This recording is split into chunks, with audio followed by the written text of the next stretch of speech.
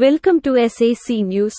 కడియం మండలం కడియపులంక శ్రీ ఆంజనేయస్వామి ఆలయ కమిటీ ఆధ్వర్యంలో పవిత్ర కార్తీక మాసం పురస్కరించుకొని కోటి దీపోత్సవ కార్యక్రమం నవంబర్ 3వ తేదీన విశేష భక్తి ఆధ్యాత్మిక చైతన్యంతో నిర్వహించబడనుంది.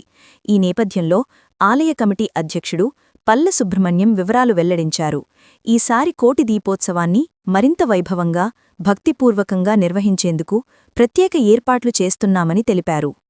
3వ తేదీ కార్తీక సోమవారం ఉదయం ఆంజనేయస్వామివారి జన్మ నక్షత్ర పూజ, సాయంత్రం పార్వతీ పరమేశ్వరుల శాంతి కళ్యాణం అనంతరం కోటి దీపోత్సవ కార్యక్రమం వైభవంగా నిర్వహించేందుకు భారీ ఏర్పాట్లు చేస్తున్నామన్నారు.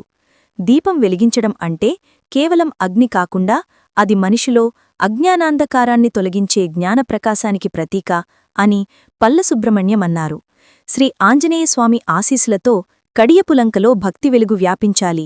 ప్రతి భక్తుడు ఒక దీపం వెలిగించడం ద్వారా లోపల ఉన్న భక్తి దీపాన్ని జ్వలింపచేయాలని మనస్ఫూర్తిగా కోరుకుంటున్నామని అన్నారు. ఆంజనేయస్వామి ఆశీస్సులతో కడియపులంకలో కోటి దీపాలు వెలిగే ఆధ్యాత్మిక క్షణానికి అందరు భక్తులను ఆహ్వానిస్తున్నామని సుబ్రహ్మణ్యం తెలిపారు. ఇవాళ ఒక్కరోజని చెప్పండి.